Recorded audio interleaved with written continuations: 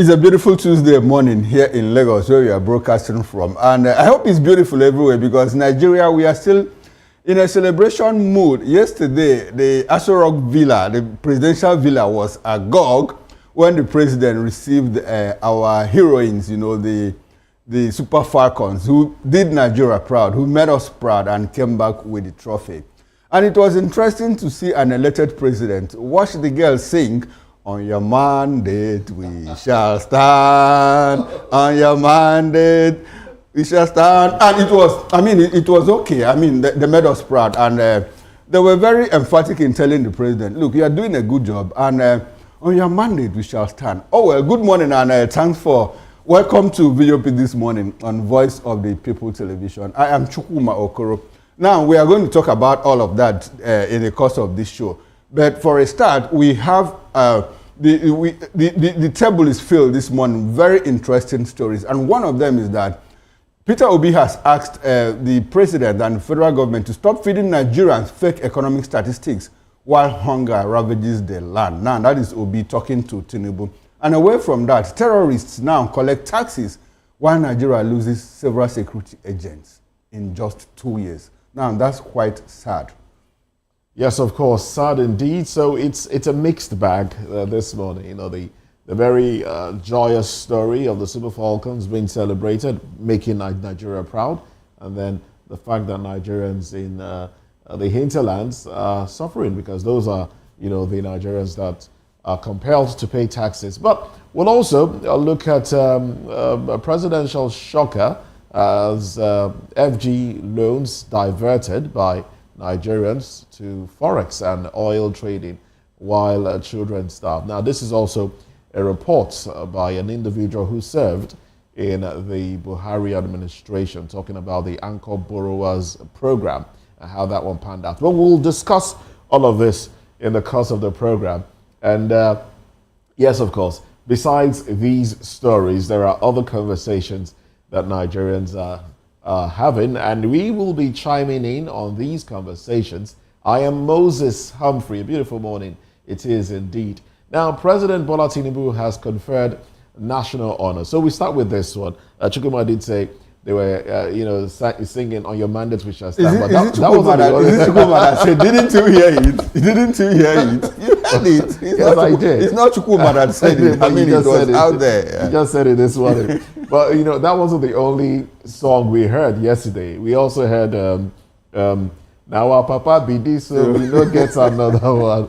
It was interesting. Well, interesting. The story has it that President Bola Tinubu has conferred national honors on the Super Falcons and the team, the coaching crew as well. Now, alongside cash reward, now we had $100,000 to the players, and then equivalent of $50,000 to the coaching crew, the 11-man coaching crew, celebrating their performance at the WAFCON. It was now this move, applauded by some Nigerians, has also stirred backlash across social media as some critics reminded the president of earlier unfulfilled promises made to the team after their Women's Africa Cup of Nations triumph.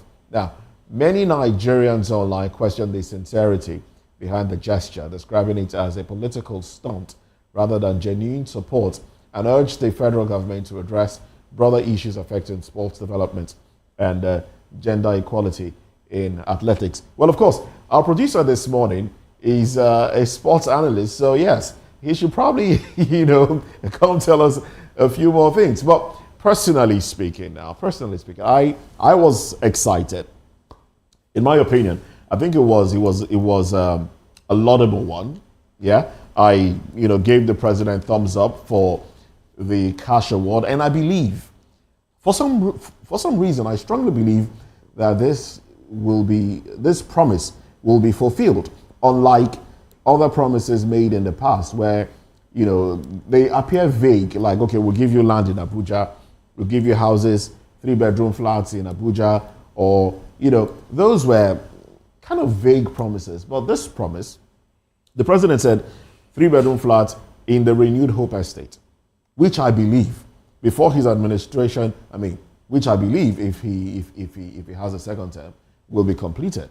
If he gets a second term, will be completed, or probably before 2027, should have gone far. And if that is done, I don't think they will not be given what has been promised to them in terms of the housing. We've seen cases where some administration in the past promised sports athletes houses, and it took almost 30 years for them to get it.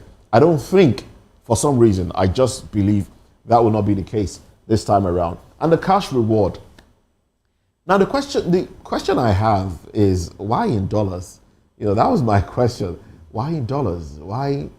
What for the team, for the 11-man team, he said the equivalent. But for the players, maybe it is to ensure that they get the actual value of what is given, which also points to the fact that our naira, has largely been devalued and has little or no effect. But to the promises made and the excitement shown at the event yesterday, I am happy with the girls, because what they did, it was an impressive comeback.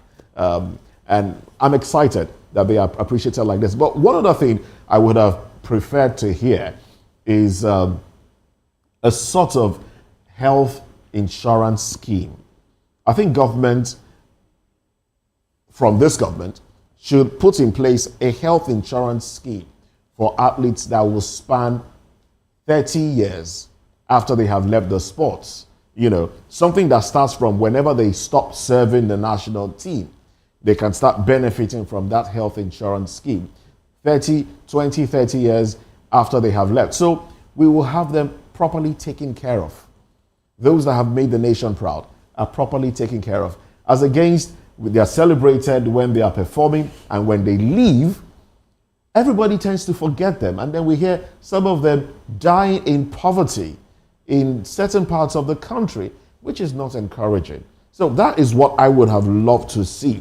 And I think that's an advice to government going forward. Get a scheme in place that, as they age, they will be able to access good health care.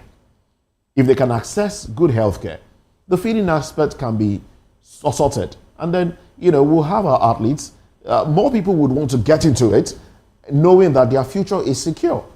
And that's my take. Yes. Moses, in fact, you have raised a lot of talking points here, talking about an impressive comeback. It's been dubbed the miracle of Rabat, as we also have the miracle of the man under Coach Tunde Disu, when he brought Nigeria back from 4-0 down to win the trophy and all of that.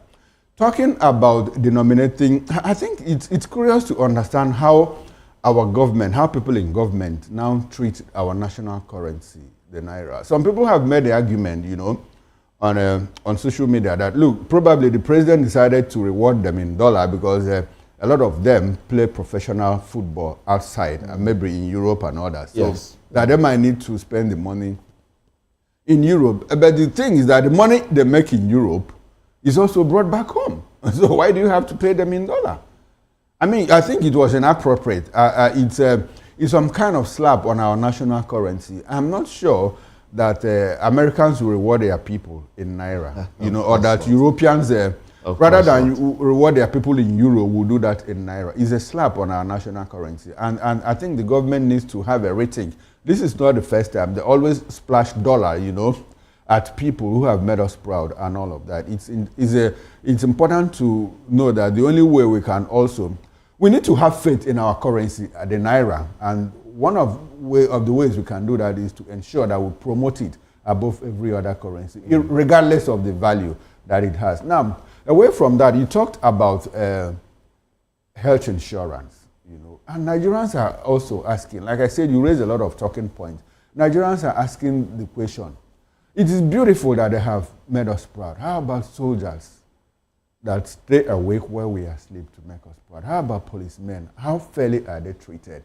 So if you are saying that they're entitled to health insurance, after service, how about other Nigerians? And talk about soldiers, talk about teachers. and all of that, and lecturers. So the system needs a total kind of rejigging holistically, to the extent that this national health insurance is spread across board. For Nigerians, they are not the only people that have done Nigerians proud. We have medical doctors who are, putting up the name of Nigeria outside in excellence in other things, even if it doesn't impact somehow in some kind of glory about Nigeria as a nation. But as a people, we have a lot of people. Talk about soldiers. I keep going back to soldiers, police, and security agents.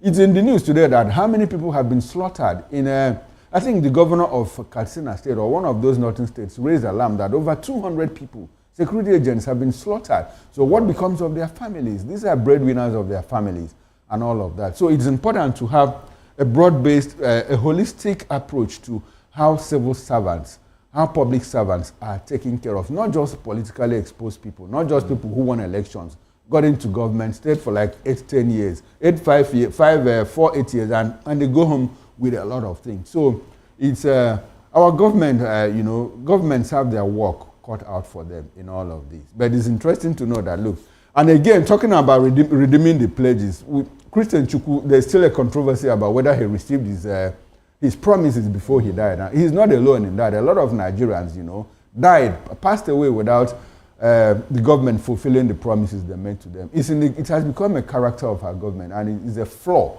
It's a flaw that we don't need to promote, both locally and internationally. Anyway, Yes, indeed. Yes. Sorry.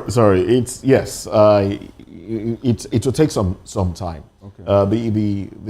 The fact of the matter is, if government knows what should be done, if they take the advice, they can start now. It's not too late. No, there's no wrong time to start the right thing. Yeah, exactly. To ensure that these things are put in place, and soldiers and other people serving the nation are properly taken care of. But for today, we are celebrating the Falcons. And so let's ensure that they get the money. Yes, let's start with let's ensure they get the money. And I point. must say something as well. The president is, if you want to draw a comparison between President Tinubu and former President Buhari, President Tinubu is quite aware. No, Buhari was an absent president. It was Buhari interesting how he talked. Whether he watched the match, absent. Whether he watched the match or not, the fact is he was aware of what went down. Talked about how he watched it, how he was disappointed. He even put a call across to them, video call. That he charged them to make sure that you bring back the trophy. Exactly. So he's present. Exactly. He's present. So you cannot tell Nigerians that he's not aware of other things going on. Not aware of what is going on. Amechi used to tell us a story about how he was in an aircraft with the president, and the president was using toothpick to say, "What is my business with a good seller in Onitsha," and all of that. Buhari was clearly absent. So. No, the president said he wasn't going to watch the final. But he did watch. Our producer speaking into our ears. But he did watch. He did it's watch interesting it. to understand he said people came into his room, turned on his TV, he watched it. He felt bad initially, but then he was impressed. Who wouldn't when you had two goals down? But then he was elated when the penalty was called.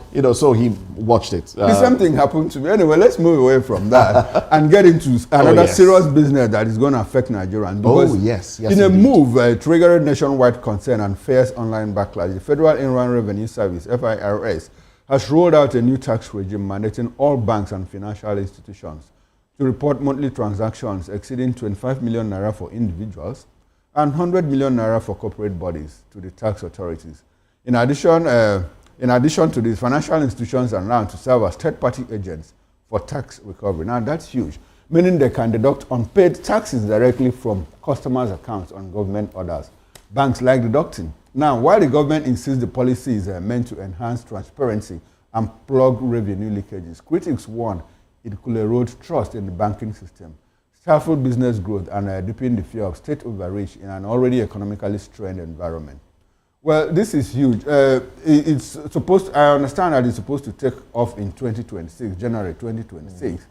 But in all of this, care should be taken to ensure that the right things are done at the right time. 25 million naira. They used to report 5 million naira to check illicit funds and all of that. But now it's to check who pays tax and who doesn't pay tax. And I was of the opinion that my thinking, my understanding was that if you earn less than a certain amount of money, is it 50 million or what annually, you be tax exempt, you know, with the provisions of the new, tax act and all of that. Has it been signed into law? But it's been passed into law. I don't know if the president has assented to it, but it's going to happen sometime in January 2026. But we are still thinking with the implementation of all of that. Now, we have a banking system where banks ordinarily wake up in the morning without recourse to how you feel, or even the backlash. They'll just make deductions. Bang, bang, bang, bang, bang. I complained to you the other day, and again, on Friday, I complained again. I complained to my wife. I had some money in one of the accounts. I had some money, and when I went back to say, okay, let me do something, something had been taken out of it, and say, bang, bang, bang, bang, maintenance, bang, bang, bang, bang, monthly this, bang, bang, bang, bang. And I was like, what's going on here? So if you have a regime where the banks are now allowed to deduct access, and by the way, who is taxable? How do you determine who is taxable? Is it payee, pay as you earn? Or is it what? I mean, if I'm a businessman, is it corporate account? Is it individual account? Is it current account? Is it savings account? We need to get to know all of this. We need to have the nitty-gritty. They need to break it down. Because banks have unduly enriched themselves. That is why they post humongous profits without rendering services. So Nigerians are concerned, and they should look into it, because a lot of people also are getting out of the bankable circuit, because people prefer, a lot of business people now prefer to put cash, to keep cash, which is the purpose of the cashless environment and all of that. So it's a law. They have to tinker with it. They should tweak it to the extent that we are able to mobilize the benefits. They harness the advantages of this new tax. This new tax regime, it should not be bastardized to the extent that it doesn't make sense to the average Nigerian. Well, you've said quite a lot, and it's interesting. This is of major concern to a lot of Nigerians. Like you rightly said, the banks can abuse this, and then it will make Nigerians suffer. Because what if there's a business that you are to do, and then that amount of money comes into your account? Will it be frozen before you even start explaining yourself? I mean, I'm talking legitimate businesses now. And with the way our banks deduct. Now, for your case, I think you need to look at some other things. Maybe some application on your device, or there's some things that you've been signed on to. Because I know I had a problem where where a certain amount was constantly deducted, aside from the maintenance charge and the rest, from my account. Sometimes I wake up and boom, certain amount is gone. And then I had to go to the bank to complain. And I later realized that there were some things I signed up to. Okay. Like Netflix and other things that I signed up to. And I had forgotten that I signed up to those things, because I wasn't using them. I wasn't using Netflix. I wasn't using some other applications I had registered before then. And those monies were just taken from my account. It took me deregistering from some of those applications to ensure that my money stays in my account. I understand what they're saying, but these ones are service deductions by the banks. Okay. That's quite understood. Oh well, this is of major concern. I think clarity should be given, and there should be is it the NDIC now that should monitor this and ensure that Nigerians are not taken advantage of? Because the other day there was a video that trended on social media where a lady said her savings, she got some money in her account, and the monies were taken away, and she went to the bank to complain. And some of these, sorry to say, quite unfortunate, but some of the banking staff are involved in the fraudulent activities. Yes, they are complicit. Yes. They are complicit. So it took the woman displaying at the banking hall for her to even get attention. Now, if this can be some sort of SPV for the I beg your pardon, some sort of excuse for the banks to take people's monies, which will be very unfortunate if not properly monitored. Oh well, let's get into another conversation now, still of major concern. I think the first story was just the one that gave me joy. All of those stories are troubling.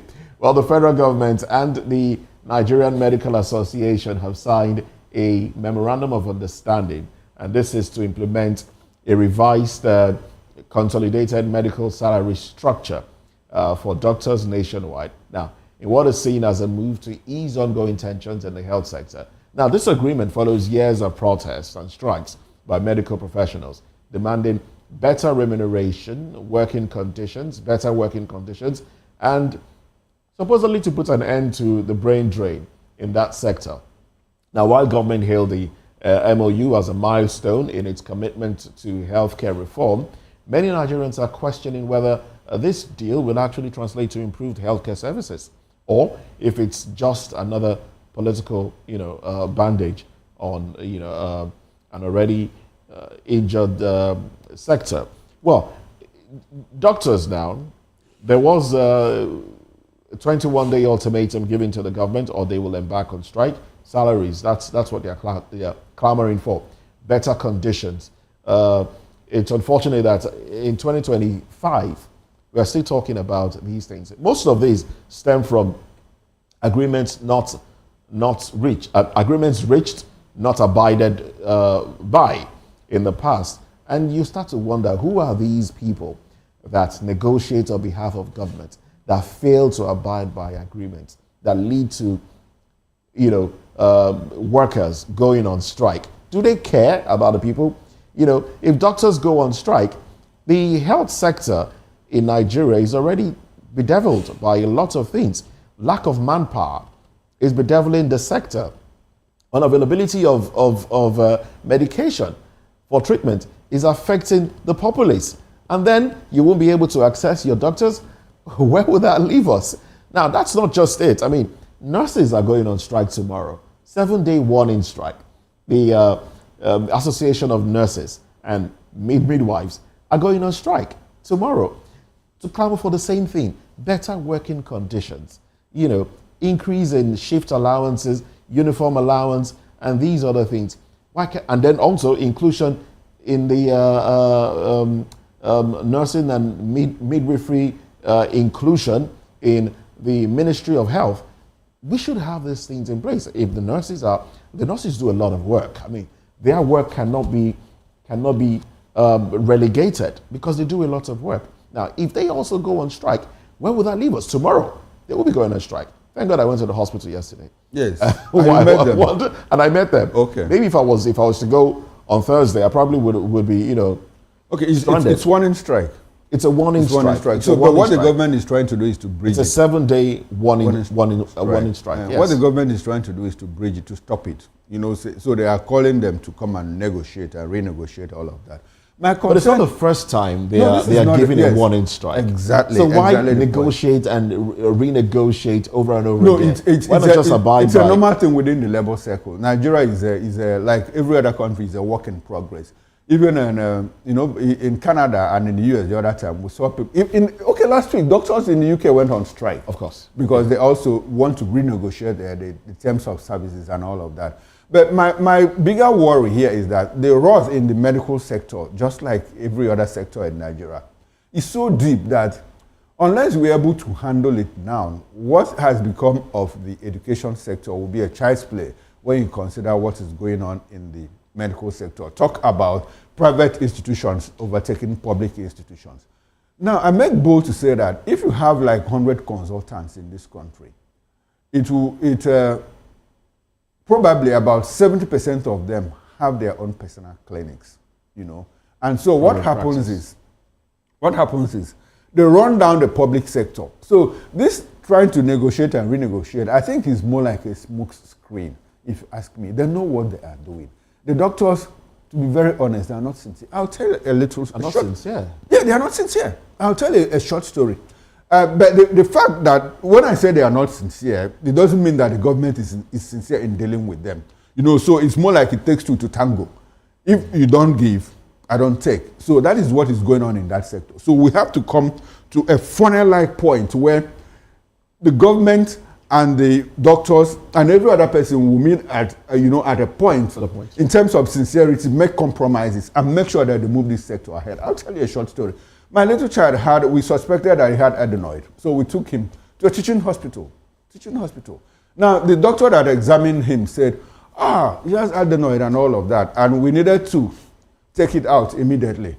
But unfortunately, that the equipment that they use for it is down, but that he has one in his private clinic, and now referred us to his clinic. We walked out, met a nurse who was familiar with my wife, and they got talking, and the nurse was like, okay, so what happened?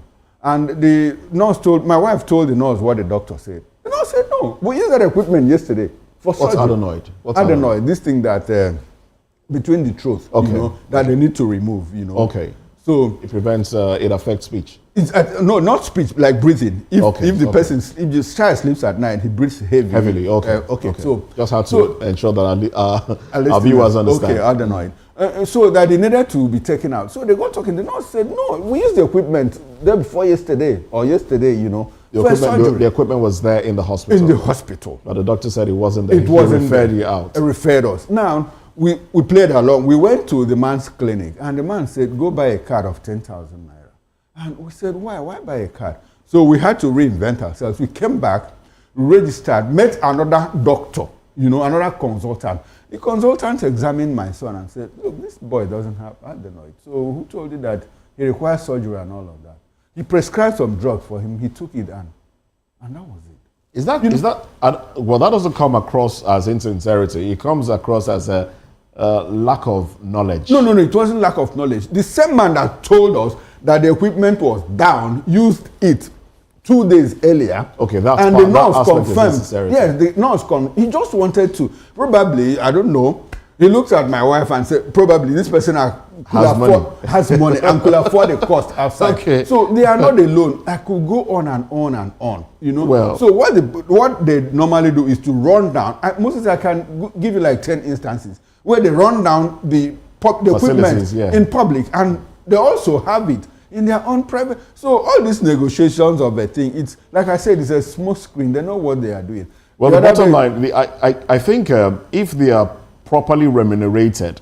What is proper remuneration? The standard pay. If they are what properly remunerated. Moses, I asked you, what is proper remuneration? The aspect of them trying to run down where they work for their own private It has become practice. A culture. Well. But it's difficult to regulate. So because you cannot tell a doctor not to have a private clinic. So that's where the issue of sincerity, and a call to duty comes in. So how do you handle all of that? Oh well, it's a lot. This conversation will continue. But it's good that they are trying to realign themselves with. Government is let them, like I said, let there be a meeting point where they can agree, because people are suffering. Indeed. Oh well, like I said, this will continue into newspaper review. But in the meantime, let's take newspaper headlines now. Let's just let you know what are on the cover pages of the dailies. Now, from News Direct, WAFCON, Tinubu confers OON honors on Super Falcons, rewards players with $2.4 million houses. We also have Fayemi absent as Ekiti bigwigs endorse Tinubu Oyebanji for second term. RIA, NCOS sign MOU on improving power supply to correctional centers. Doctors strike crippled services in Lagos hospitals as patients lament neglect. Transcorp Power PLC posts 77.6 billion naira profit. Declares 11.25 billion naira interim dividend. Digital payments surge by 24.4% to 295.5 trillion naira in Q1 2025. Those are the headlines on the cover page of Nigerian News Direct. Now, let's quickly run through the Vanguard newspaper with the top strip headline. Electricity. Ekiti, Ondo, Edo, others plan tariff review in line with Act. And a reception for, that's a picture right there, the reception for Super Falcons. That's the president, his wife, the captains, and the sports ministry, the chairman of Governors Forum and all of that. Now, Tinubu gives, down the big story, Tinubu gives each Falcons player $100,000 national honors house with the riders, allocates 3-bedroom apartment. Each technical crew got $50,000, explains why he didn't want to watch final match. And again, there's another pictorial there. Tinubu receives Abdusalami, 11 PLC directors. Our resilience saved Nigeria varsities from total collapse under Buhari. That's coming from ASO. Over 130 security agents killed in ongoing Katsina anti-banditry war. Bandits killed 38 hostages after collecting 50 million naira ransom in Zamfara. Now, that's very sad. Al-Wasa unveils initiative to connect Nigerian expats at home, diaspora. 2027, coalition about Nigeria, not me, will be El-Rufai Amechi. That's coming from article. And, okay, that's all from the Vanguard newspaper. And I think that's how far we can go on the newspaper headline. We'll return at 10 o'clock for extended review of newspaper headlines and what the papers are talking about. Now, we'll go for a short break. And when we return, State of the Nation, stop feeding Nigerians fake economic statistics while hunger ravages the land. That is Obi to President Tinubu. Join us again.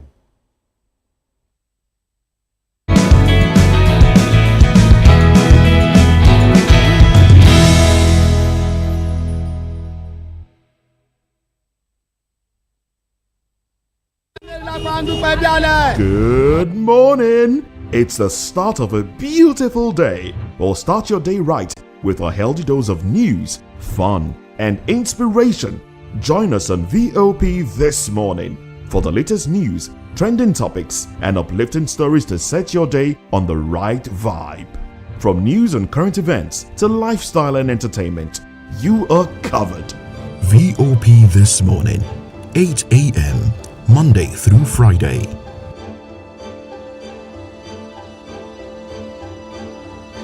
Are you ready for the extraordinary? Something big is happening on your screen. Introducing VOP TV.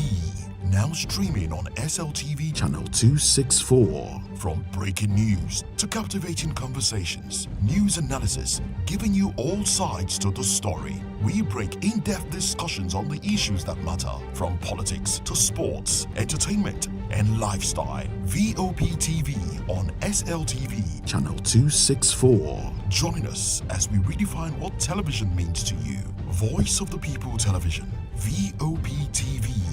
Now you have more than a voice.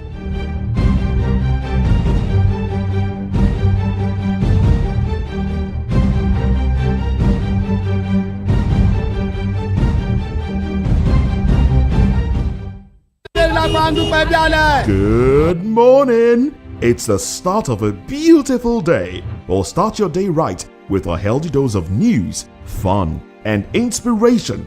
Join us on VOP this morning for the latest news, trending topics, and uplifting stories to set your day on the right vibe. From news and current events to lifestyle and entertainment, you are covered. VOP this morning, 8 a.m., Monday through Friday.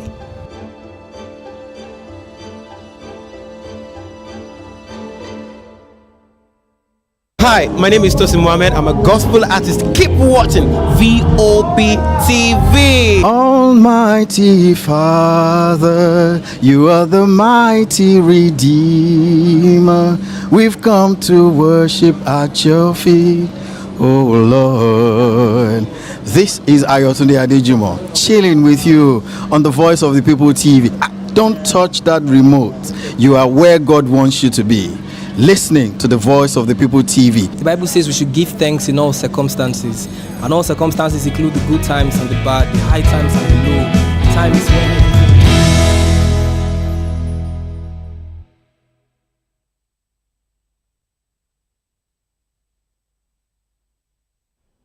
thanks for staying with us. Now, Labour Party presidential candidate in the 2023 general election, talking about Mr. Peter Obi, has accused President Bola Ahmed Tinubu of deliberately overfeeding Nigerians with wrong statistics in an attempt to whitewash the harsh economic realities faced by citizens. While speaking during a public appearance, Obi challenged the federal government's claims of progress, describing them as mathematical gymnastics meant to distract the people from the deepening poverty, inflation, and rising cost of living. He said, rather than focus on economic relief and practical development policies, the Tinubu administration is more concerned with crafting narratives that don't reflect the lived experiences of everyday Nigerians. Well, backing Obi's criticism, Activist and lawyer Dele Farotimi added that the Tinubu administration will soon become a distant memory, as its policies have left many Nigerians disillusioned. He described the economic reforms as punitive and disconnected from the realities of ordinary people. As citizens, buzzes with reaction to Obi's scathing remarks, questions are now being raised over the credibility of government data, the transparency of fiscal policies, and whether the current leadership truly understands or even acknowledges the death of suffering on the streets of Nigeria. Well, we are joined by Prince Francis Chilaka in the studio here to make sense of all of these. He's a political and public affairs analyst. Good morning, Prince Chilaka, and thanks for coming to. Good morning, Okoro. Good morning. We always appreciate your presence. You're welcome. Okay, and from our Oka outstation, we'll be joined by Barrister Clem Agui. Okay, Barrister Clem is a lawyer, columnist, writer, and public affairs analyst. Good morning, Barrister Clem, and thanks for coming to VOP this morning. For having me in your studio today. I hope everything is okay with you. Very well, very well. Thanks for asking. I appreciate it. Thank you. And from our Abuja outstation, Mr. John Chuks Onwanyim is a public affairs analyst and a past chairman of APC Reporters Corps. That's quite interesting. Good morning, Mr. John Chuks Onwanyim, and good to have you on VOP this morning. Okay, we expect that he will join us in the course of the show. Let's start from the studio here, where we have Prince Francis Chilaka. Now, Prince Francis, how do you... I want us to interrogate what we do with statistics in this country. NBS turns out statistics. World Bank gives us statistics. And IMF gives us. And Peter Obi is saying, when the federal government promotes all of this, they don't tally with reality on the ground. Is there a possibility that we could work with, like, let's take, for instance, the economy that was rebased. They said the economy was rebased, and apparently, Nigeria, even though at number 4, seems in the books of government, in the eyes of government, seems to be doing well. Is there a possibility that we reverse this data from, can't we use this data to assess how Nigerians are feeling? Is it possible to work in isolation of this data? What do you think? What's your reaction? You know, the first thing first is you can't plan without data. Okay. And Nigeria has consistently failed in planning, in the sense that we don't even know how many we are. Okay. We don't know how many we are. You have to wait for United Nations, you have to wait for UNICEF. We as a country, we don't know how many we are. So how do you begin to plan? And so because you don't know the figure of how many you are, and you don't know where you should actually focus on, that's where the problem is. And that is why P2B says that it is not rocket science. And people have gone haywire. Oh, what is the truth? Governance is not rocket science. Governance is you being able to manage a situation, manage the country, with available resources, utilizing it well, apportioning it to the right places, being transparent, being accountable, create an inclusive government, ensure that institutions are working, ensure that information in terms of data being churned out is reality. The Nigerian National Bureau of Statistics will come out and tell you inflation has dropped by 4%. It has dropped by 6%. But does that reflect the reality that is out there? I like the fact that you brought us to this point now. Now, this, also the fact that there is not easy for us to, in fact, there is no way you can make progress, if you don't work with data. So I want us to look between perception and reality. Now, the National Bureau of Statistics says that inflation has dropped from 28% to 24%. And Nigerians are saying, oh, no, NBS, you are not getting it right and all of that. The same NBS, National Bureau of Statistics, says, look, our projections show that 130 million Nigerians will get into acute hunger in the next 3 months. Nigerians say, oh, NBS has said. So between perception and reality, where do we place all of this? I want us to get the fact, I want us to understand why sometimes there's more like selective rejection of it's not what is coming from rejection. government. It is when you consciously give a wrong information. There is hunger in the land. You can't take that away. Okay. And the hunger is persisting. It's getting worse on a daily basis. And you are telling us that inflation is dropping. Now, that's the thing. Okay. And then on the other hand, you're telling us that more people are going to get into, it's like saying, you know, right now in Nigeria, we have multi-dimensional poverty. And there's somebody coming out tomorrow to tell you, oh, Nigeria has gotten out of poverty. But there are still people who cannot fend for themselves. Are you not speaking from two sides of the mouth? Are you not trying to sound correct, you know, somehow politically correct? The point is this: when you say inflation has dropped, you are a core journalist. Go to the market, Okoro. Go and price a bag of rice. Go and price a bag of garri. Go and price the items that are consumed by ordinary Nigerians. And then come back. And then you can then say to yourself that what they're giving out as statistics is correct. You don't sit in your office where you have an air conditioner and all of that. You are driving an air-conditioned car. You don't even know how much they sell for because you're a director or whatever. And you now assume that it is the same way you are going that everybody's going. No.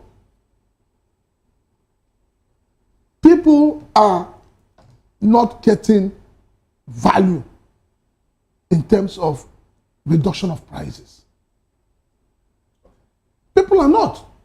So these are core issues that needs to be addressed, not to come and reel figures out to Nigerians and try to placate us by telling us, oh, inflation has dropped. How much is dollar to naira today? How much is petrol? How much is transportation? Moving from one point to another. These are the indices you use to know whether things are improving or not. All right, then let's take this conversation to Barrister Clem Agui. Barrister Clem, good morning once again. Welcome to the conversation. Now, this statement credited to Peter Obi. What do you make of it? Is this a wrong accusation? How are there merits to this accusation? How do you react to the statement? Good morning. Thank you for that very interesting question. We are Nigerians and we all live in this country. And it's not as if somebody is trying to be for P2B or be against the federal government, but it's a question of we facing the reality. I've said it somewhere in the different fora. I don't know if in this program that statistics is very important. The data are very important. It is important for national planning. But you ask yourself, what is our investment on data gathering in this country? If you go to any office of statistics, from the local government to the federal government, it's like a dead zone. We literally do not invest in data gathering in this country. We depend on data that we are sourced from maybe sitting down in the office and getting figures, or maybe some of these data were sponsored by foreign donors. Maybe World Bank or United Nations or World Health sponsoring these data. And they are aiming at somewhere. When these people, I tell you, when IMF or World Bank or all these Brentwood institutions begin to tell you that you are doing very fine, just know that you are punishing your country. Because they will not give to you the same prescription they give to their own country. The truth of the matter is this: the economy in Nigeria is not thriving. It doesn't matter what the data is saying. Maybe we're very happy with happy data, happy statistics. But are we happy? Are we having happy citizens? Government is meant to work not just for data, but for the happiness of the citizens. And if our data does not reflect the standard of living, that means something is wrong somewhere. Okay. If somebody tells you that inflation is coming down, but when you go to the market, you cannot even be able to purchase anything with the money that you have, you know that something is wrong. There's a disconnect. I think something is very, very wrong. When you tell me that the GDP has grown by 3.7%, but it doesn't reflect on the life of the people, then something is wrong. Until these data begin to match with the reality on the ground. If you say that things are coming down, sorry to button at this point. Sorry to button at this point, but some Nigerians are of the opinion that the problem in Nigeria is not about wrong economic data. It's about policies, the policies of the government. Do you agree with that?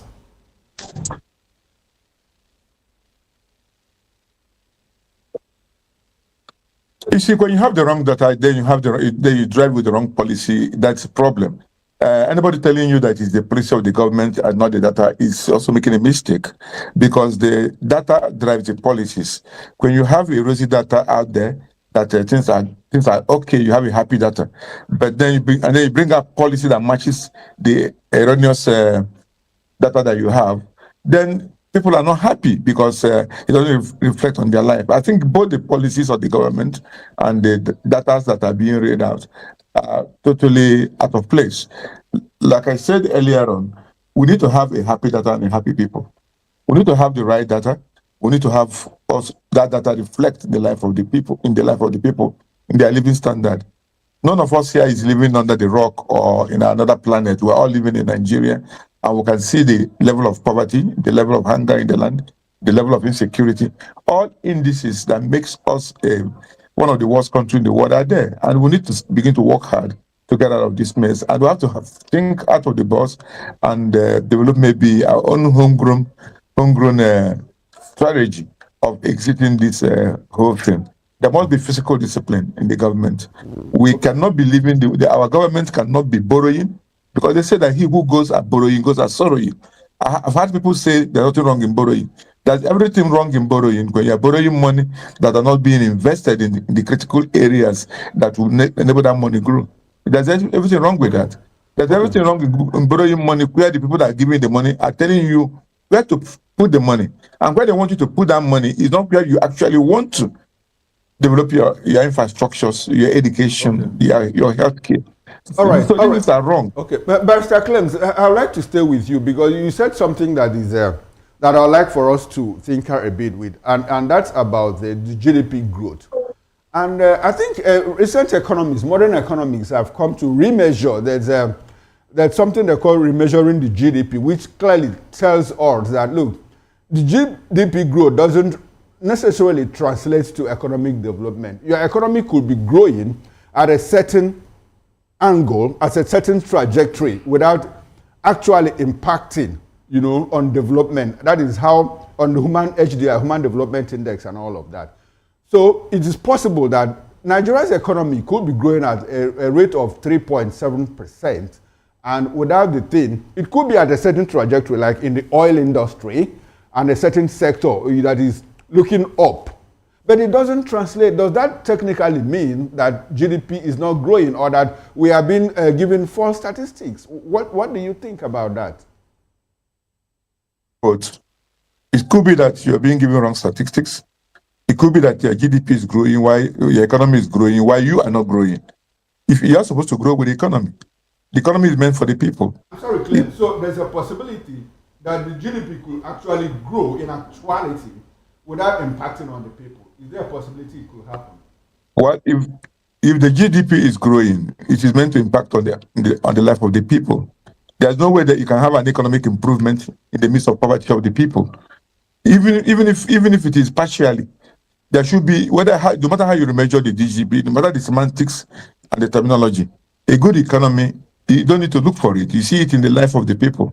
You see it in their healthcare. You see it in the quality of their education. You see it in the quality of their transportation system. You see it in the quality of their general well-being. You see it in their take-home. You see it reflect in the way in their purchasing power. This is what you mean by the economy is growing. If the economy is growing and you are going down and shrinking, and the population are dying in mass due to hunger and poverty, how would you tell the people that the economy is growing? Okay. All right, thanks very much. That's where the policy perspectives comes into play. Okay. If the economy is growing, then you change the policy to be able to measure with the life of the people and improve their life. People are suffering, and until you address this suffering of the people, all right, all these happy data that is being bandied about becomes a distraction. I'm talking about we have P2B's commentary. We are trying to push out into. Unfortunately, P2B is the master of statistics. Okay. He's the one who taught them how to read figures. So they're trying to imitate him by reading out their own figures too. So, like I said, the policy of the government must reflect in such a manner that it impacts on the life of the people. Okay. That's what makes all right, sense. thank you very much, Barrister Clem. Let's come to the studio because I saw the Prince shaking his head. I would like for us to interrogate one thing. This GDP growing without the economy impacting on the people. Let's take a certain sector, for instance, tourism. If tourism has suddenly become the mainstay of our economy and it's contributing in quantum leaps, to GDP growth, how will that affect, the price of foodstuff in the market if the other sector, like we don't have food security and all of that? What are the differentials? Okay, let us bring it down to layman now. Okay. If tourism is growing, it means that there are people living around that area. Okay. And those people are meant to benefit from that growth of the tourism.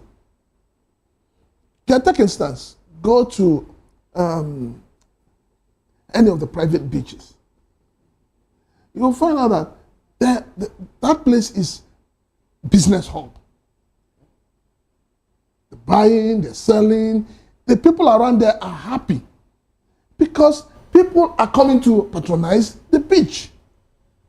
So you cannot have a situation where people are patronizing the beach and then those around it are not benefiting from it. No, they are contributing to the beach and government is taking money, forex from all of that. And let's say it's a beach around Lagos, around the ocean area and all of that. And there's a lot of money coming in, forex is coming in, and the federal government, this thing is looking up. But the man in Sokoto, how does that affect him? Okay, this is how it will work. Okay. Since this government came into power, they've increased the FAC allocation. Okay. Now, the increment in the FAC allocation means that there are certain sectors that are contributing more and they're sharing more. The question we should be asking is, all this money that they have gathered and they're sharing, why is it not affecting positively on the lives of the people? It's not that the money is not there. See, for me, we need to have a president that is a reformist. And when we say you have to be a reformist, means that you as a president must lead by example. You cannot reform a people outside the people. If you're saying, Nigerians, bear with me. Nigerians, be patient. Nigerians, make una dey smoke garri. You, as a president, must be the first person to smoke that garri. You must lead by example. And that is what Nigerians are saying. So if the president sits and he feels that, oh, there's a lot of money we're sharing,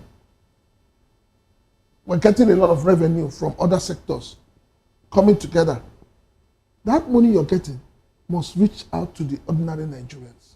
Now, let me paint a scenario here.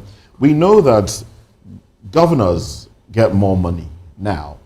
Yesterday, we were talking about how a lot of monies have been set aside for renovation of houses and provision of cars for government officials in states now. Now, let me paint a scenario. Now, I was privy to this information by discussing with a local government official and, realized that a certain amount of money was assigned for local government to employ certain number of persons, I think about 2,000 persons or thereabout, and pay them about 150,000 monthly for a space of 6 months. Now, government made that money available to the local government. The local government officials decided not to enroll people, but put names of their family members and their cronies, but it wasn't made public. So the people within the vicinity were not aware. And the monies was, in fact, I heard that one of the persons close to the local government chairman allotted more than 60 slots to himself. So he times that, 150 times 60, 150,000 naira times 60 was to him alone. Now, should the government be held responsible in cases like that, seeing that they've done their part? The center has done its part. The state did its part. But the local government did not do its part. The issue of corruption, who should be held responsible? Because the people now will be thinking that monies have not been given. No. And so when they churn out data, people will argue with that data. When the head is rotten, the body is useless. Moses, you sit here. You cannot, in good conscience, tell me that you have a staff and you are giving a particular amount to that staff to do certain things and you don't monitor it.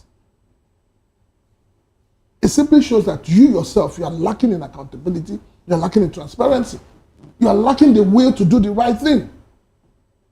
You can't give me money to go and execute a project and you don't have the means to monitor whether I'm executing it or not and whether I'm doing it right or not. If you don't do that, then you are a bad leader. The job of Mr. President, whether we like it or not, is that he must be, I said it, he must be a reformist. There must be priority on accountability, transparency, and citizens' engagement.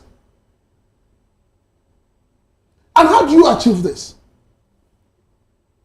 Before now, you and I know, before now, you used to have inspectors in local governments. In the federal government, you have project inspectors or project managers.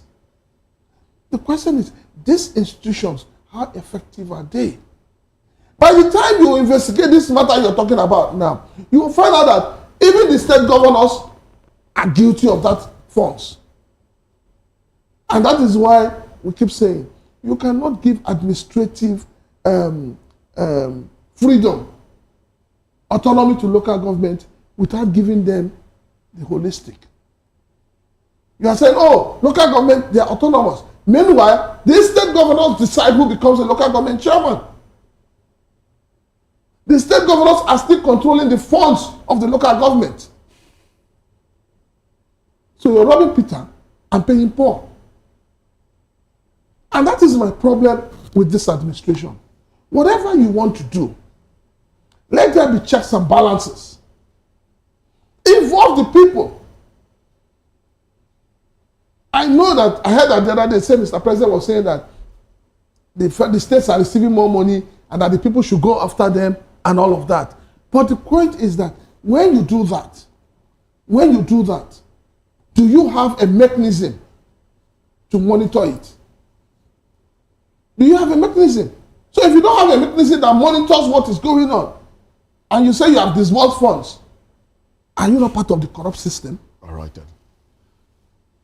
Okay. Let's go back to Barrister Clem Sagui. I would like for us to interrogate, I want us to deepen this conversation before we leave around the GDP growth and all of that.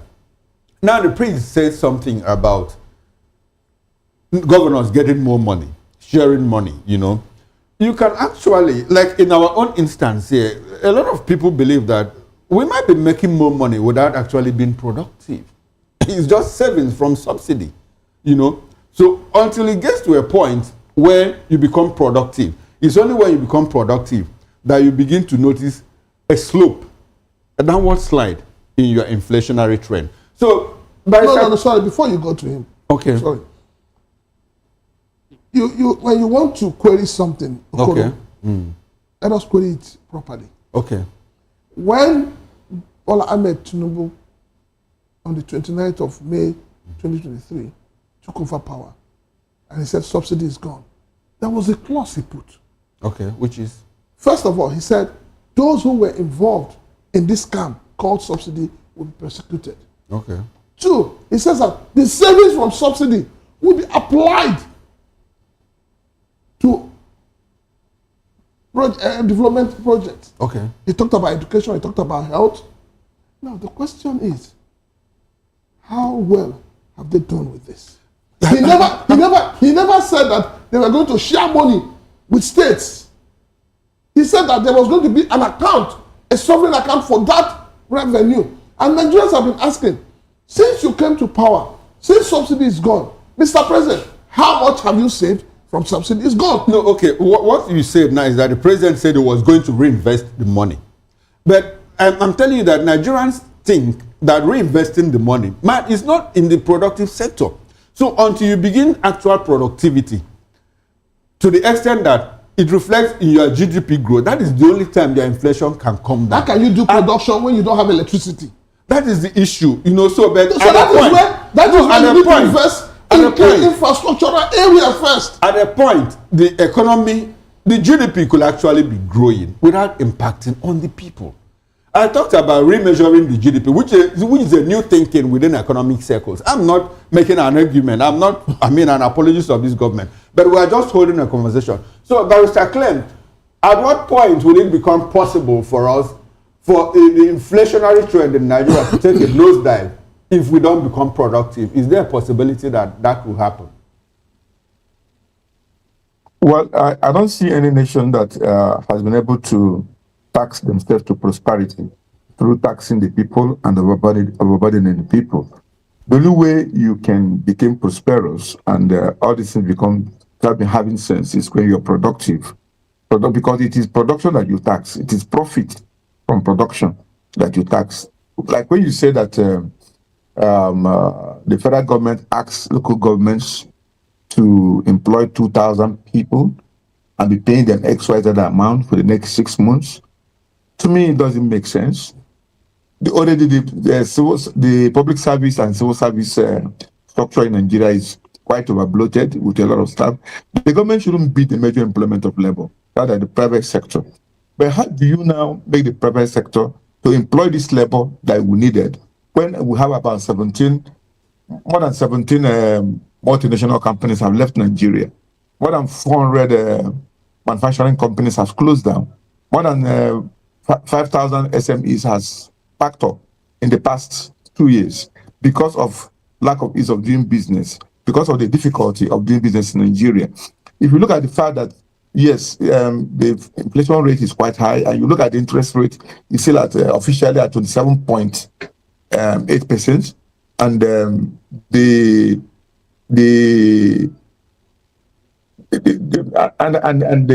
electricity power is still very high.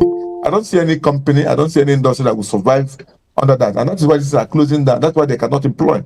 So when you also begin to mention about people diverting this fund that are meant for 2,000 people to their own cronies, and there's nothing the government can do, who is to be blamed? I blame the government because, one, this process has to be thought through. Even if you want to employ 2,000 people, everybody should have a need. The need should be able to link into a central portal to be a clearinghouse that whoever that is being enrolled can be checked. It's not a record science. The computer can in 1 second tell you multiple readings of names and fingerprints.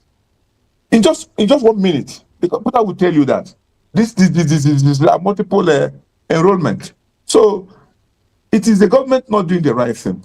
It is the government also being soft on corruption because people in government are corrupt, that making this look like a rocket science. Of course, there could be some, even in civilized country, there could be some elements of people exploiting the system in a manner that could be beneficial to them. But they got caught at the end of the day when you audit all these things. So I want to see government think through their projects, their policies, when this is come on stream, be able to monitor and evaluate them to see their success. Don't throw up your arms in the air and say, oh, I've disbursed money, therefore, go and hold your governor responsible. How do I hold my governor responsible? Do we have our governors that we can hold them responsible? Do they have public engagement, as has been suggested over and over again? You can only ask questions. Do you have the information? I mean, when you disburse money to these governors, do you make it available to people in real time? And the purpose of that money that you have released to them, so that we can engage. We do not have. And what is the federal government doing to make sure that citizen engagement is vibrant? What has government done to even encourage CSOs to take up certain challenges and have this awareness and platforms to engage the government? No, it is still the foreign bodies, still the foreign agencies that you are getting funds from to engage the government, and they tell you how you are going to engage them and what they want. So our own government here, the federal government, all right, what has they done to promote citizen engagement? How many NGOs, how many society organizations has they enabled and empowered with funds to go into this area and well, get citizens engagement, indeed. You've not done that. And if you have not done that, how do you expect to get results? So the whole work still falls on the federal government wrong-headed policies and also trying to please satisfy themselves. Barrister Clem, sorry to bother in at this point. We're running out of time for this conversation. We're running out of time for this conversation. But reacting to that, and you may want to react to this as well. Citizens' engagement, you did say, but the government at some point said there will be a portal opened for Nigerians to, respond and react to ministers and government officials who may not be doing well. Do you think that was a laudable move? Do you think that was looked into at all? Do you think responses were taken? How do you think government, is reacting to those responses? Because we do understand that right after that, the president in a media chat indicated that he was really pleased with his cabinet. The question I meant is for me, right? Yes, please. Very quickly. Okay. Sir. Now, I don't know if you have had any interaction with any government portal in Nigeria. It doesn't simply work. Okay. Almost all the government portals that you can think of, not even the CAC portal, will give you what you want. Even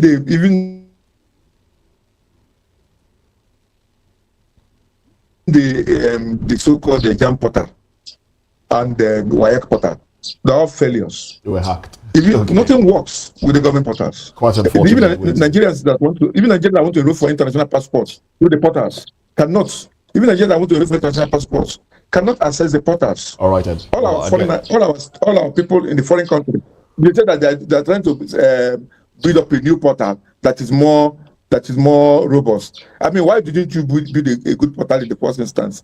Nigerian portal system of interaction doesn't work. The people in the rural areas that are really impacted by these negative politics do not have access to portals. All right, don't have I guess to engage with this portal. Well, thank you very much, Barrister Clem. Now let's move on to another conversation, going into the realm of security and insecurity as it affects us in Nigeria.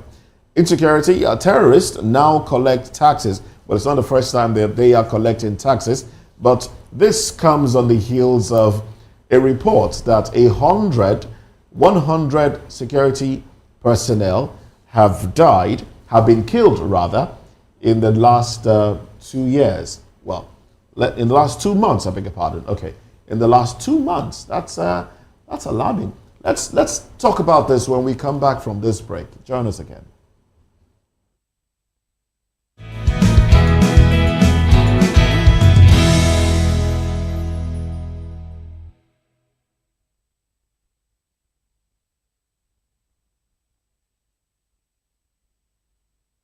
Are you ready for the extraordinary?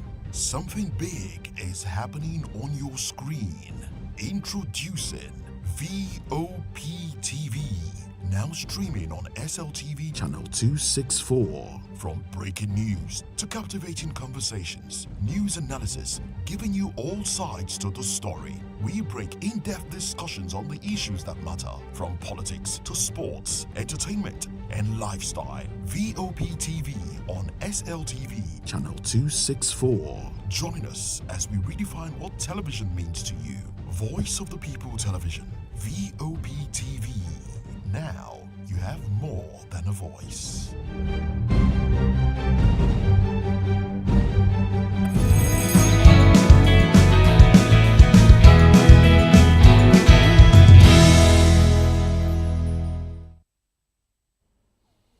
Well, thanks for joining us again. Now, a disturbing new report has revealed that the Islamic State West African province, ISWAP, is raking in a staggering $191 million annually by taxing farmers and fishermen in the Lake Chad region. Now, this shocking development underscores the growing influence and control of terrorist groups in Nigeria's border territories, where they operate parallel administrations, as it seems, enforcing their own rules and generating revenue from impoverished Nigerians trying to survive. Now, in response, the Nigerian Air Force recently launched targeted strikes on ISWAP leadership cells in the region, dealing a blow to the terror network's command structure. Meanwhile, in the northwest, Katsina State Governor Diko Rada has confirmed that over 100 police officers have been killed in just about 2 months in the fight against banditry and insurgency. Now, the revelation comes as the federal government battles mounting criticism over the security collapse and rising terrorism finance, with both ISWAP and local bandits growing bolder. Many Nigerians are now questioning the effectiveness of military operations, the fate of billions allocated to defense, and whether the country is gradually ceding control to non-state actors.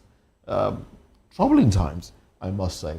But we still have with us Prince Francis Chilaka, who is a political and public affairs commentator, Barrister Clem Agui, a lawyer, a writer, a public affairs commentator, a fellow, Abuja School of Socio-Economic Thoughts, and chairman emeritus in Jikoka local government area. And also, joining us from Abuja, John Chuks Onwanyam, a public affairs analyst and past chairman, APC Reporters Corps.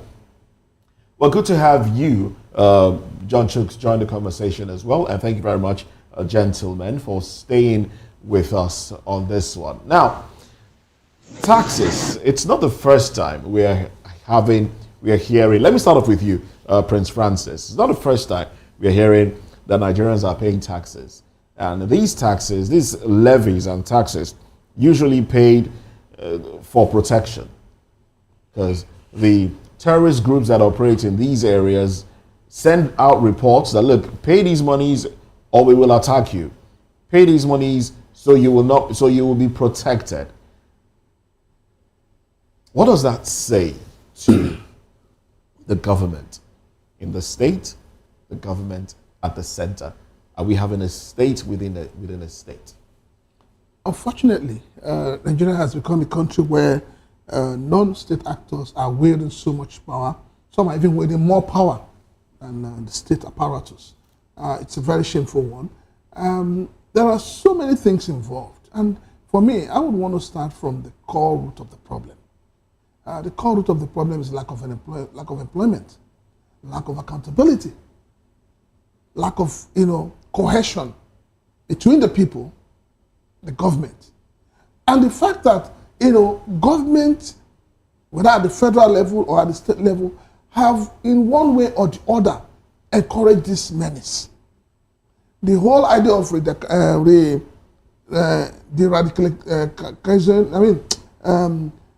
integration of these guys.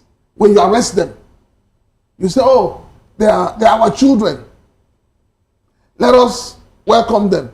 Let us take care of them.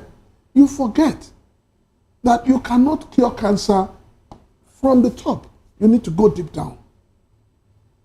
So when government is ready, government will do the right thing.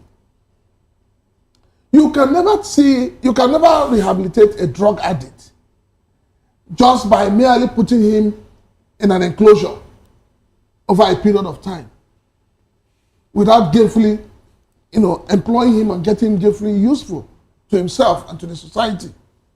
So when you say you want to reintegrate, you want to rehabilitate these people that you arrest, okay, what are you putting in their presence? Okay. These are people who have experienced certain lifestyle, whether we like it or not. Before you become a terrorist or a bandit, something must drive you, okay, which is money. How much of that is the government putting on their table? And secondly, we've seen several times when government officials have, in quotes, held meeting with these bandits and terrorists. We saw the one they held in Kaduna, we saw the one they held in Sokoto, and we saw the one they held in Katsina State. And in these meetings, these guys come fully armed to the teeth. And you allow them to come with their guns. You say you're meeting with them. In the midst of, well-trained Nigerian security officials, and you still allow them to go back. And you come out as a governor, and you are telling people that you have entered into an agreement with them. Well, what kind of agreement is that? Anybody who comes to your house as a thief, Okoro and Moses, he doesn't come to play game or to play game with you. He comes with one intention. Okay. To kill or be killed. All right then. Prince Rastus, thank you very, very much. But in conflict resolution, and in crisis time, when people negotiate, you don't arrest at the point of negotiation. You do not negotiate with terrorists. That kind of negotiation is why we are where we are today. Okay. No, that's a slogan America has put up there, but behind they go and negotiate. All right, let's bring John Chuks into the conversation. Thank you very much for joining us. Now, you roll within government circles. I mean, your bio did say that you are a reporter core for the APC. Let's talk about the kinetic and non-kinetic approaches that government has talked about, for a long time. How has that worked? Should something else be done?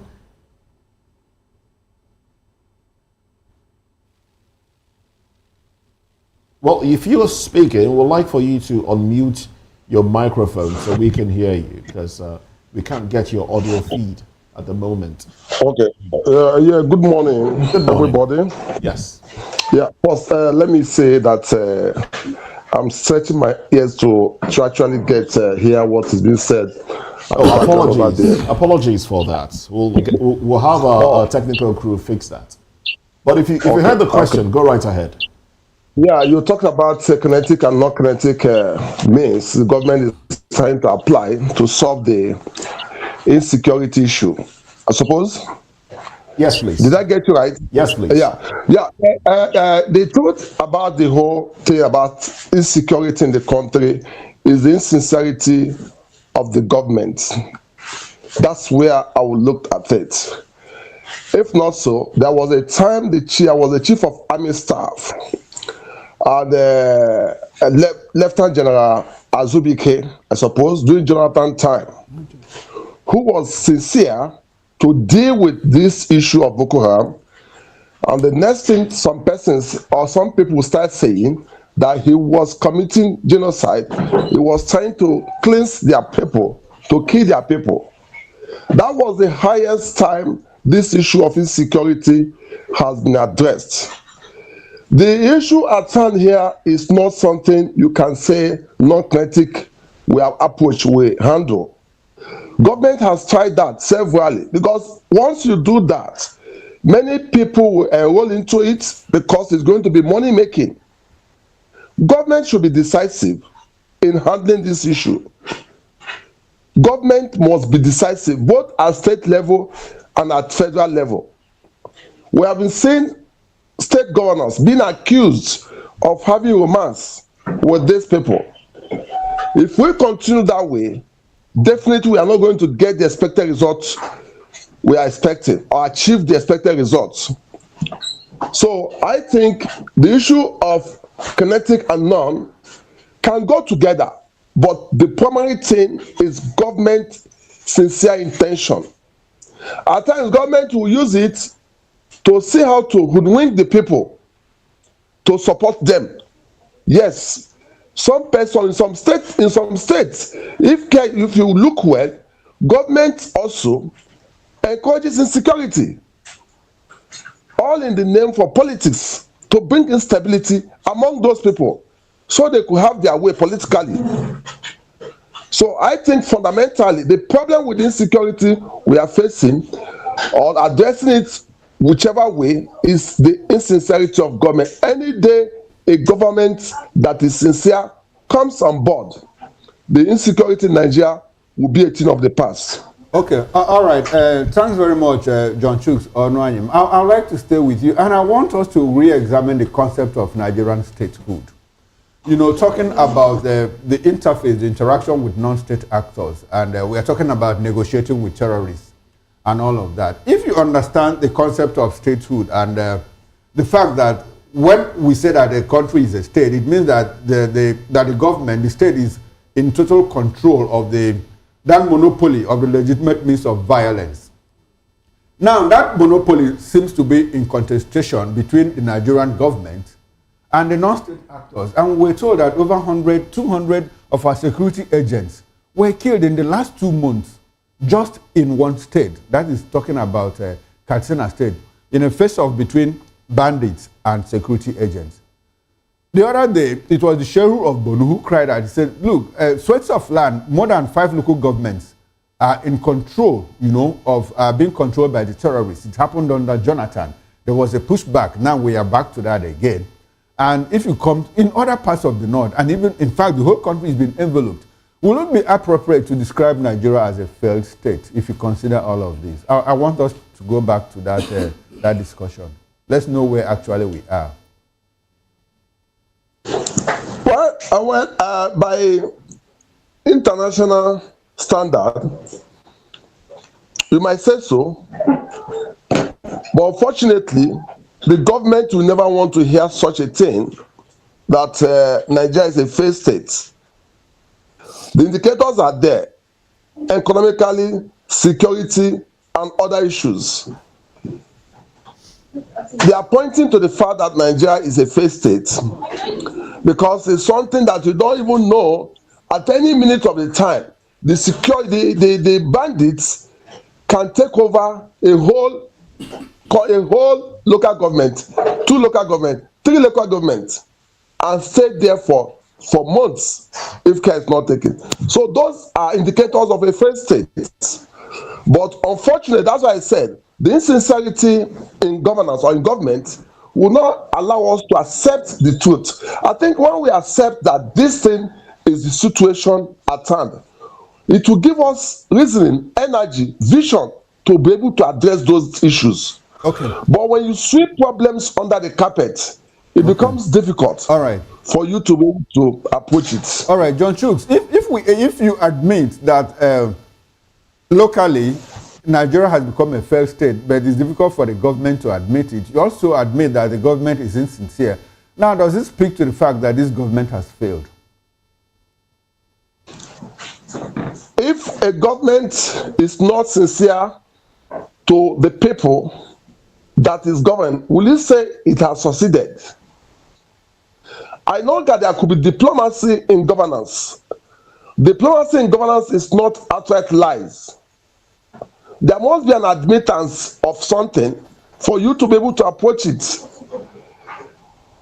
So if the government has not been able to admit to us of some certain things that are before us, we all have seen it. We all have seen that this thing is this way, and the government is saying a different thing. What is the population of the government? Yes, they have the what we take to govern, but we are the one that they are governing, and we see it. We are the one that feels it more. Somebody in Villa might not see insecurity. Yes, somebody in Villa might not. Somebody in Zamfara will see it. Somebody in Anambra will see it. Somebody in Ogun State will see it. So when they say from that point, I think the government should listen to the people of what they are going through, and not to tell us that there is no such thing. I remember one spokesperson once told us in this country, people are dying every day. People are dying every day. Is that what should come from government? All right, then. People are dying every day. Is it a natural death or a death caused by insecurity? Yes, of course. Questions. Nigerians are concerned as to how insecurity has affected the people, especially those in the hinterlands. But thank you very much for your thoughts there. Let's go back to Barrister Cleb Aguyi. Barrister, do you agree that Nigeria is a failed state? Can Nigeria be compared to countries like Yemen? Can Nigeria be compared to countries like Somalia? And these countries are countries that come up when you talk about a failed state. Should we now put Nigeria on the same platform as Yemen, Somalia? Well, Nigeria can be described as a very unsafe place to live. But I won't accept the fact that Nigeria is a failed state. They have met some of the indices that qualifies a nation to be a failed state. We might be on the road to becoming a failed state. But as it is today, Nigeria is not a failed state. Why it is not a failed state yet is what baffles me. Because we are every day marching towards that direction of becoming a failed state. We have insecurity all over Nigeria, but these insecurities also, you will agree with me, are limited far much in the hinterland areas, in the fringes of Nigerian space. But then we still have government in all these places. We still have the local government in place, even though the bandits have taken control of some areas. We still have the state government in place, performing their duties. We still have the legislatures in place and the judiciary in place in these places. We still have the federal government. We still have the National Assembly. We still have the Senate. We still have some element of sanity.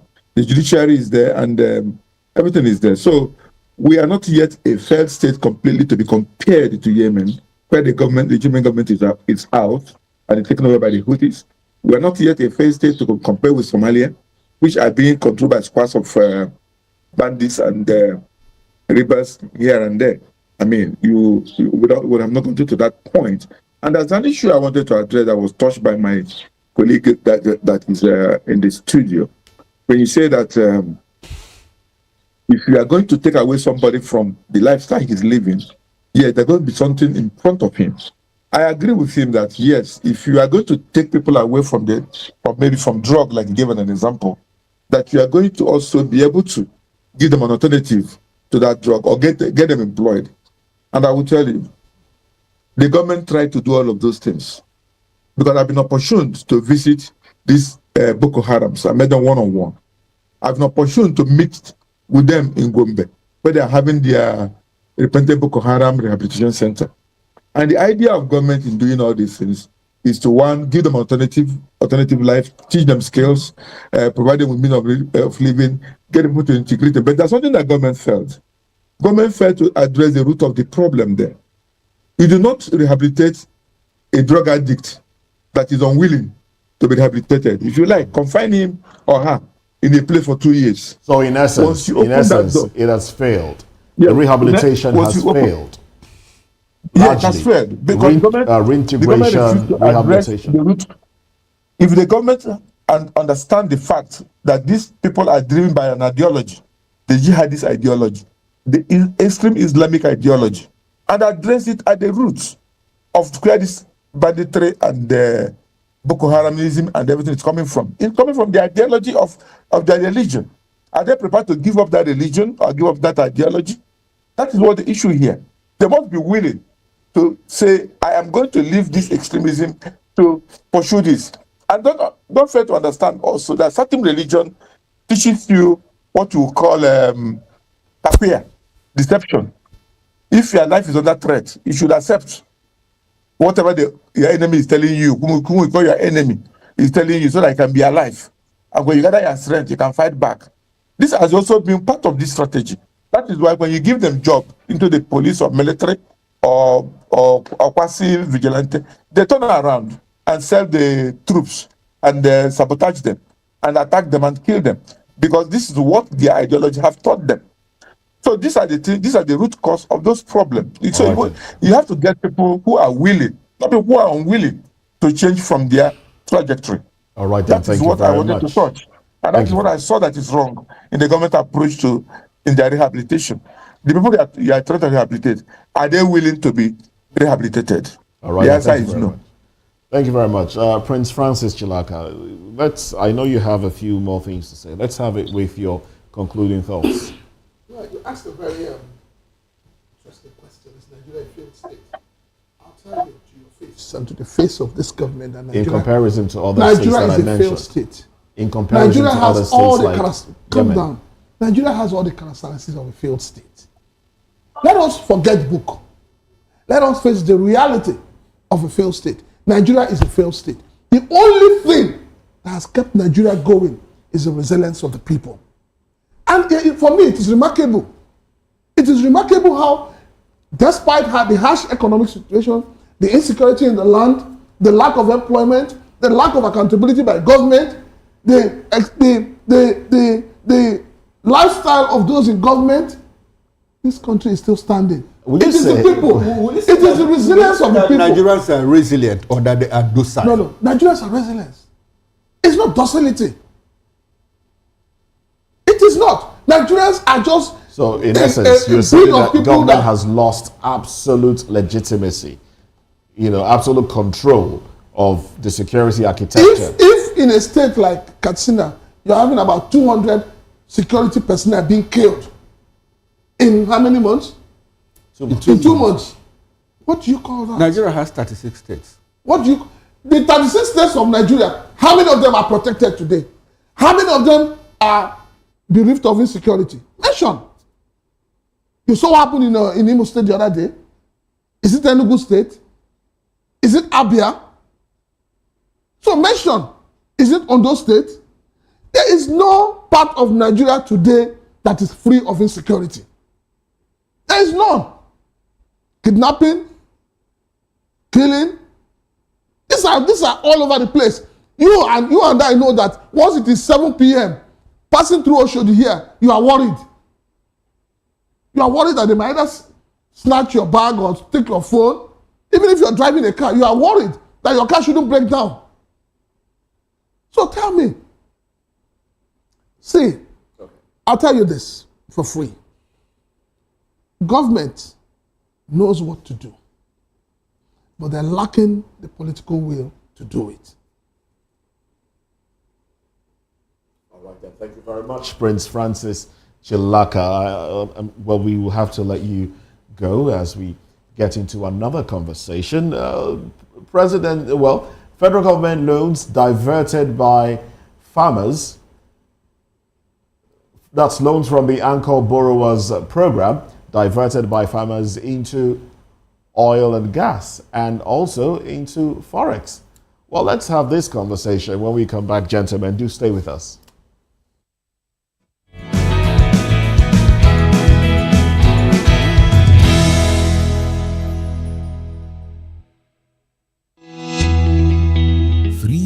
Ago, we lit the spark. Today, we are blazing the trail for others to follow. VOP Media is free. 3 years of breaking boundaries. 3 years of being that bold voice that echoes the thoughts of the people. 3 years of telling stories that matter. We have experienced complete breakdown in democratic governance. We are not just a brand, we are a movement, giving voice to the voiceless. We go to bed empty hunger. To every viewer, every voice, and everyone that has made us who we are, we say thank you. VOP Media, 3 years and still counting. VOP TV. Now, you have more than a voice. In a world where truth is the ultimate power and opinions scream the loudest, it's time to wade through the noise. Hunger no get tribe. Hunger no get religion. And scan the human interest and trending topics that matter. Stay tuned to The Issues, your plug to the stories making the buzz, from politics to science and technology, social justice, and more. Let's tackle the tough questions and expose the truth. The Issues on Voice of the People Television. Don't just react, understand.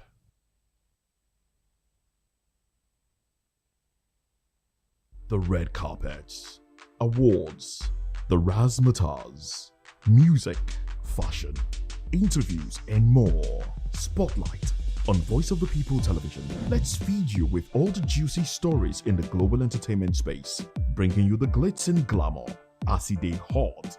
Stay tuned to Spotlight, 1 p.m. Monday to Friday. Spotlight on VOP TV. Entertainment like never before.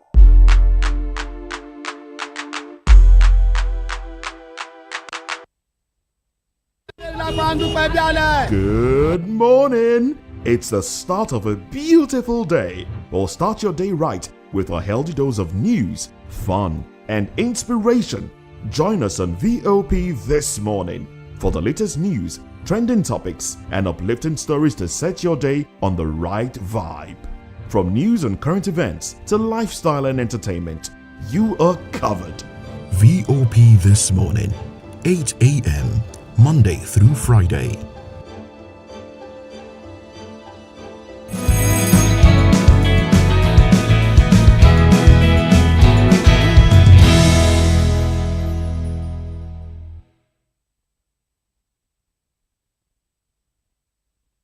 All right, thanks for joining us again.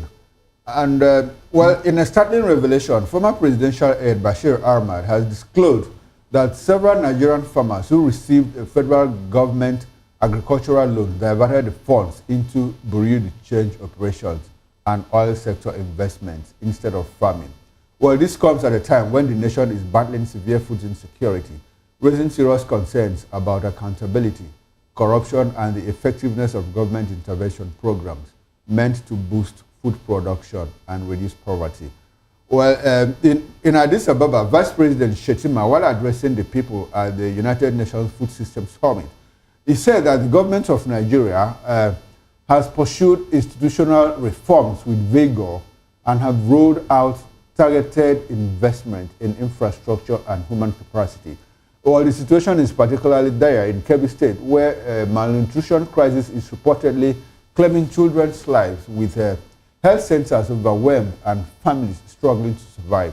The contradiction between billions spent on agriculture and the visible hunger on the ground has triggered public outrage.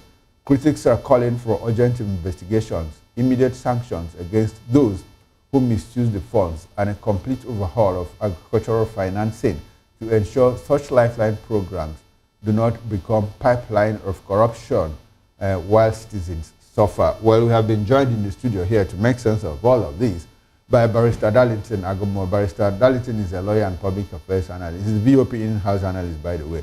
Good morning, Barrister Darlington, and thanks for coming. Good morning, Mr. Koro, Moses. How are you?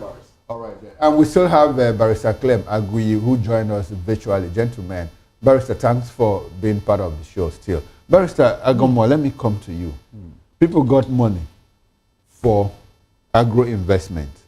They diverted it into BDC, Bureau de Change Operations, and oil sector investments. In the banking sector, there is what is called diversion. Diversion is technically not a crime until such a time where you take the money and bolt. But if you take money for something and put it in another thing, it is called diversion. As a lawyer, these people, have they committed an offense? Is it criminal? Let's look at it from the legal angle. Barrister, before you respond, let's also let you know that we also have John Chooks online from Abuja. He's also part of the conversation. Okay. Thank you very much for staying back. Go ahead, Barrister. Yes, thank you, Mr. Kuru. From what you have just said now, diversion and conversion is an offense because you have not only misrepresented yourself, you have misled the bank that gave you the money. It is always good for you to follow the structure, because whenever a loan is being given to you for a particular purpose, it is always good for you to follow that purpose to the letter. The moment you divert for whatever reason, it amounts to deceit. In fact, it is mistrust. You have created doubt to your personality. Because remember, every loan is structured by the bank according to what you told them you are going to do. And the risk managers of the bank, they look at that particular loan against the risk attached to it. So if for whatever reason you now divert that fund and convert it to other things, then you have... But if you're able to repay the loan, how about that? It still does. The interest of the bank is to ensure that they recover their money. Most times now, it doesn't follow. The fact remains that you have misled the bank. Like in this case now. Can't you see? Most times, the moment the diversion or conversion have come into a loan structure, a loan facility, the outcome is always not funny. It never come out well. It never. Because the loan is given, both the interest and everything is structured according to the business you want to do.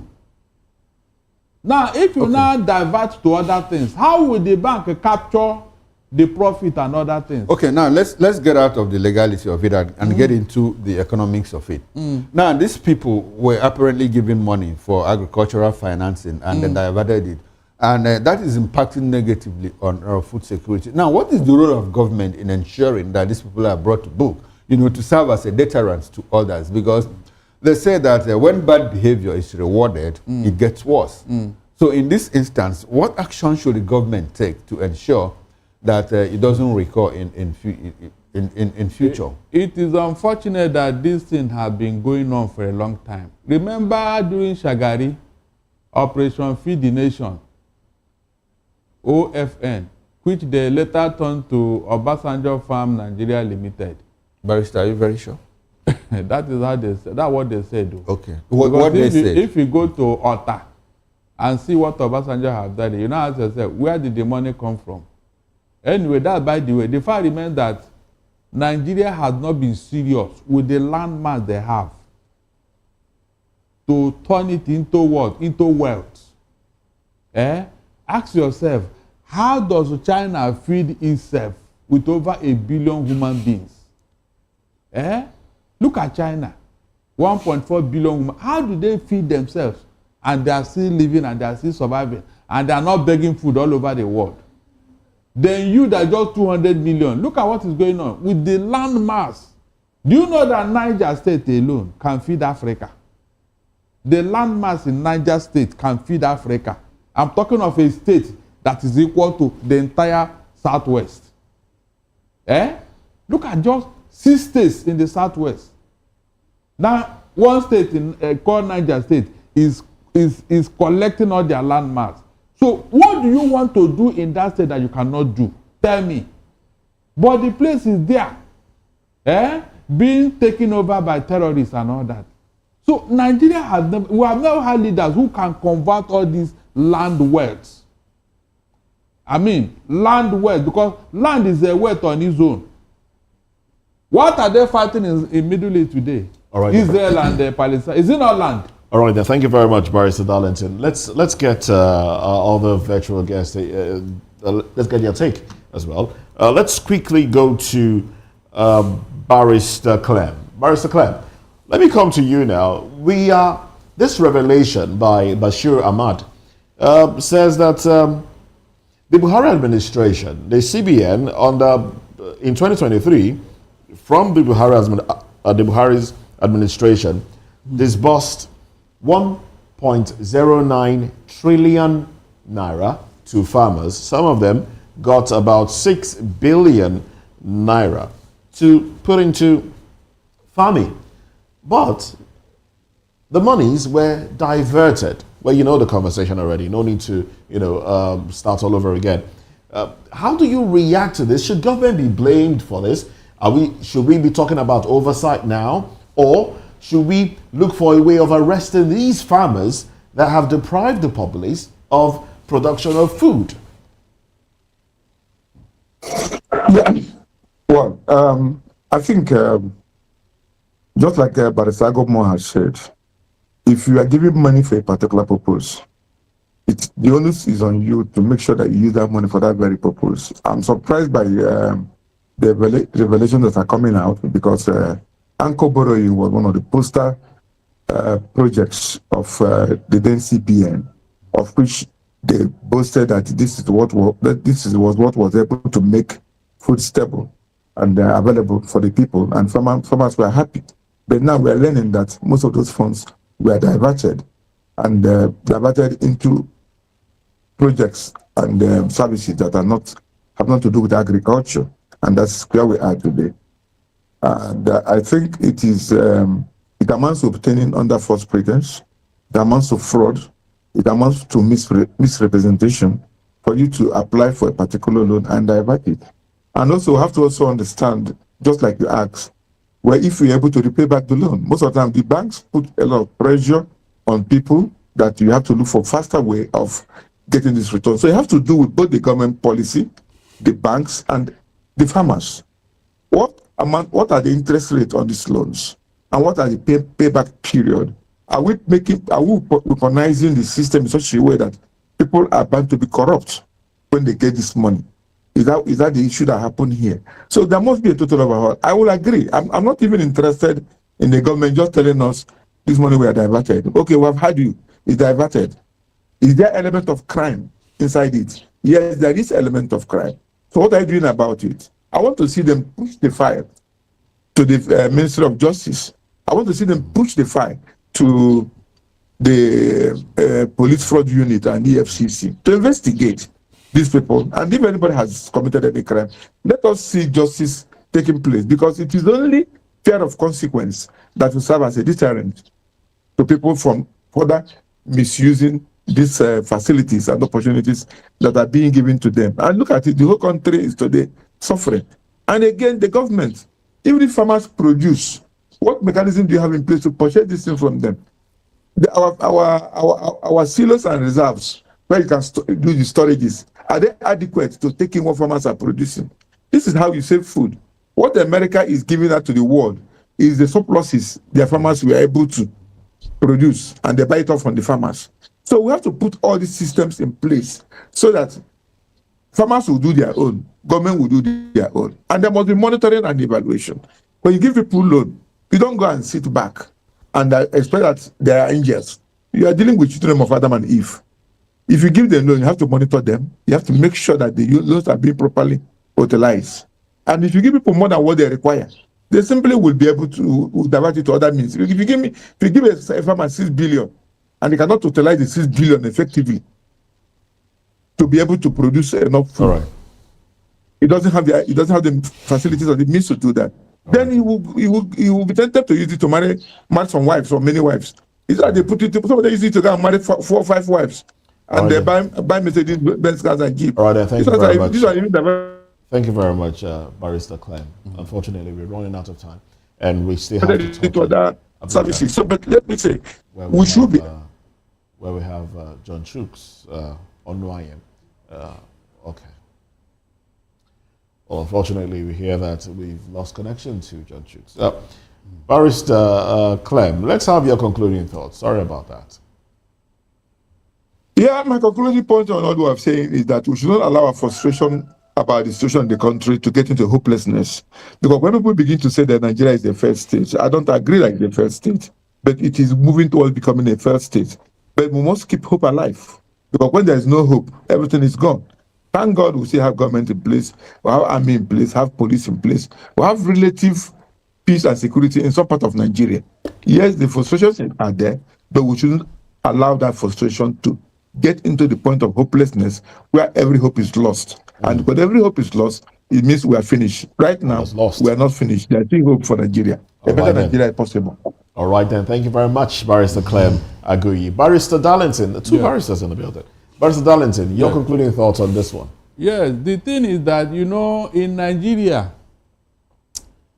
we are very good in theory, but in practical terms, we are nowhere.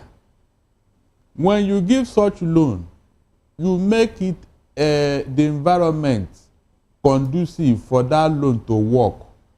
Like in the case of farmers now, I am telling you, most of them have a defense.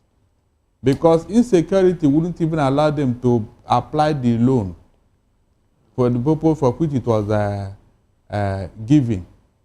You and I know the real problem in the north, insecurity.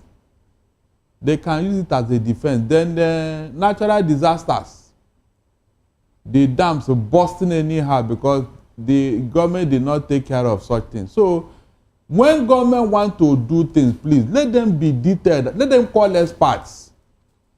Let them just not give up, because I know Buhari and what he was doing, those loans were given out of sentiment. That is a fact. It was given out of sentiment. And now look at the result. Those people saw it as their own national cake. Coupled with these things that I mentioned, this security and natural disaster. So how do you expect the loan to work? It can never work. All right, then. Thank you very much, Barrister Darlington Akumo. But we'd like for you to stay with us as we get into newspaper review at 10 o'clock. Well, big thanks to you, Barrister Clem. Thank you very much for your time on the program. We appreciate your robust contribution. We also had John Chooks join the conversation from our Abuja outstation. We also appreciate John Chooks for his contribution to the program. Now, that's how far we can go on newspaper. I beg your pardon. That's how far we can go on VOP this morning. But newspaper review comes up next, where we'll dive into the papers, and we will provide you with detailed analysis of the stories in the papers. Chukwuma and I, with Barrister and other guests as well. So stay with us. On behalf of the backroom staff, I am Moses Humphrey, and he's Chukwuma Okoro. But we'll be with you again at 10 o'clock. Join us then.